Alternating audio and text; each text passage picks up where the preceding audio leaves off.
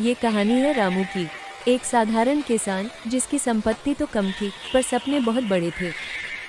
रामू अपने छोटे से खेत में काम करने जा रहा है। सुबह के समय में रामू अपने छोटे से खेत में काम कर रहा होता है। तभी उसी रास्ते से कुछ गांव के लोग जा रहे थे और रामू पर हंस रहे थे। उनको हंसते देख रामू भी हंस पड़ा। उसी गांव में तेज बारिश हो रही थी। तभी रामू ने देखा कि सड़क के किनारे एक बुजुर्ग आदमी बारिश में भीग रहे थे। रामू उन्हें पानी और रोटी देता है।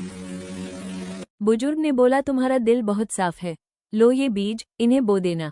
ये खास बीज हैं, ये सिर्फ उसी जमीन पर उगेंगे जहां विश्वास और धैर्य हो। रामू बीज बो रहा है, रोज पानी देता है, सूरज की तपिश, पसीना, पर उसके फसल पर कोई असर नहीं पड़ रहा था।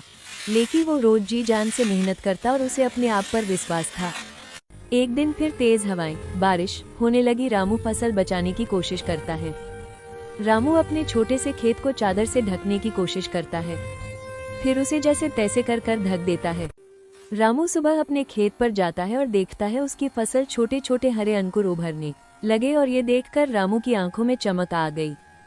और कुछ दिनों में रामू के खेत हरा भरा, पौधों पर सुंदर फल लग गए। लोग खरीदने आते हैं। रामू अपने खेत में खड़ा होकर हवा महसूस करता है और मन ही मन सोचता है, बीज में शक्ति होती है बढ़ने की, पर पौधा तब बनता है जब इंसान में धैर्य होता है। सुबह के समय जब ज्यादा लोग सो रहे होते हैं, एक किसान अपने खेतों में पसीना बहाने निकल पड़ता है।